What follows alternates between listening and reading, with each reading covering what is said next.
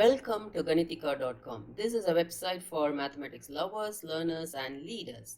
Today in this video, we are going to see modulus and argument of complex numbers. This is part 2 on complex numbers. The link for part 1 video is given in the description box below. So let's jump into the video now. We have learned that a complex number will be of the form a plus ib, where both a and b are real numbers, and where I is called the imaginary number, which is square root of -1. And we also saw what would be I square, I cube, I power 4, etc. This is what we did in the first video. Now, this part a is called real part of the complex number, and b is called the imaginary component of the complex number, real component and imaginary component of the complex number.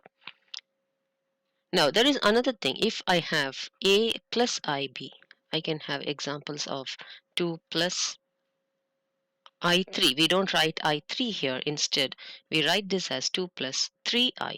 So this is how we usually write a plus bi form, ib or bi, but usually the number comes before the letter in mathematical expressions. Therefore, we write 2 plus 3i. And this b could also be negative. Like I can also have 3 minus 5i. Okay, or I can have 2 over 3 plus 5 over 7i, something like that. A and b could be any real number, remember? So I can have any number for the values for a and b. Therefore, I can also have minus 3 minus 5i. So it could be anything. So these are some examples of complex numbers. Now, there is something called conjugate of a complex number. So if I have a complex number, say 2 plus 3i, its conjugate is 2 minus 3i. So when you have, say, 5 plus 3i, its conjugate is 5 minus 3i. So you don't change the real part, but you change the sign of the imaginary part. For example, if I have minus 3 plus 4i, its conjugate is minus 3 minus 4i. Okay, and say another example could be minus 5 minus 8i would give me its conjugate to be minus 5 plus 8i. So just change the sign of the imaginary part, keep the real part as it is. Okay, therefore in general the conjugates of a plus ib would be a minus ib and vice versa. So a plus ib is the conjugate of a minus ib, and a minus ib is the conjugate of a plus ib. So how do you represent a complex number? Say I have a complex number which is 2 plus 3i. So how do you actually represent this geometrically? So this, in case if you have a two-dimensional axis here, coordinate axis, and if you represent this as real part and this axis as imaginary part, then we can say that 2 plus 3i is the point 2 comma 3, because it crosses the real part up to 2 units, and then along the imaginary part it crosses 3 units. Therefore this would be 2 plus 3i. Okay, so this is called Argand representation, Argand diagram, and this is how you represent any complex number. So the x-axis is a real number axis, and the y-axis is the imaginary number. So each unit on the y-axis is measures I distance. Okay, and each unit on the x-axis refers to one real unit. Say if I have 5 minus 4i, which means the real part is 5 and the imaginary part is minus 4. So if you have real axis and imaginary axis here, this is imaginary and this is real axis, then you have 5 and minus 4 somewhere here. This is 5 comma minus 4, and this is what is represented by 5 minus 4i. Let me just consider this example, 3 plus 4i. So on an Argand diagram, this would be 3 comma 4, and the x component would be 3 and the imaginary component would be 4, and this is what we have. Sorry, this is a line. Okay, what is the length of this? Say if I have OAB, what's the length of OB? And you can easily say this is a Pythagoras theorem, therefore this is square root of 3 square plus 4 square. Okay, so I said this line represents the complex number 3 plus 4i, and the distance of OB, the magnitude of OB, which is square root of 3 square plus 4 square, whatever it is, this is called the modulus of the complex number. This is the magnitude or modulus of the complex number. You can also say magnitude. So if I write 3 plus 4i within these two symbols, then I'm talking about the length, the actual magnitude of the complex number 3 plus 4i, and this can be given as a number which is square root of 3 square plus 4 square. So in general, if I have x plus iy as my complex number, and its magnitude or modulus would be square root of x square plus y square. Okay, and then another component that could be taken from here is the angle with which the complex number makes with the x-axis. So how can you find this angle?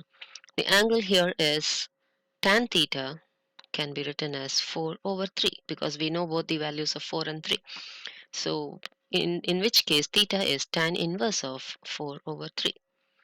So if you write it in general, the angle which the complex number makes with the x-axis can be given as tan inverse of y over x, and this angle is called the argument of the complex number. So we have new terms, modulus and argument of complex numbers. So given any complex number, you can find the modulus and argument of that particular complex number. Now pause the video and find the modulus and argument of these complex numbers.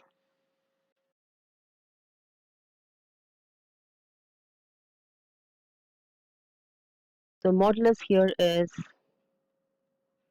square root of 3 square plus actually minus 5 the whole square. So you don't have to worry about minus 5, but it is since it's being squared, it's 3 square plus 5 square, which is square root of 34, I think. So 25 plus 9.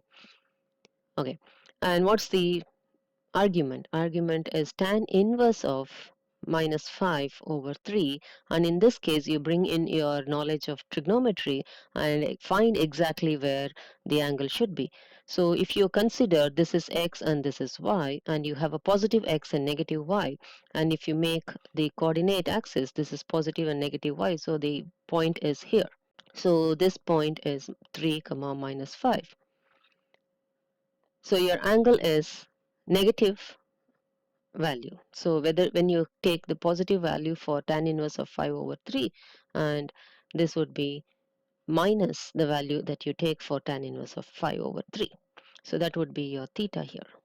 So in this case, tan inverse of 5 over 3 is 59 degrees, and therefore the answer is minus 59 degrees. Okay, in other words, if you are not supposed to give an answer from 0 to 360 degrees, it's either 0 to pi or 0 to minus pi, which is like minus pi to pi is what the answer should lie within. Okay, so let's consider what's modulus and argument of this. So modulus is easier, root square root of 2 square plus 4 square, and you can find the value for this. And argument is tan inverse of 4 over 2, which is tan inverse of 2, and in this case it's going to be in the first quadrant, so your direct answer would be your argument here. Now the modulus is again easy. There is no problem with modulus, which is 8 square plus 4 square. You can neglect the negative sign because it's being squared. Now the argument would be tan inverse of actually 4 over 8, which is half, but whether it's where does it say first, second, third, or course fourth quadrant? And obviously this is in the fourth quadrant, and this is the angle. So the angle you're supposed to find is supposed to be subtracted from 180, and you have to take the negative part of it. And if you have thorough knowledge of trigonometric equations, you should be able to find out what this angle is using this tan inverse of 4 over 8. Okay, and continue on like this. In this case, the argument is minus 9 and positive here, and the angle is here, therefore this would be your argument. Okay, and in this case it's similar to question number 1, therefore the argument is here. Hope you understood those things. Hope you enjoyed watching this. Thanks for watching. Let's meet in part 3 video for complex numbers. Bye bye.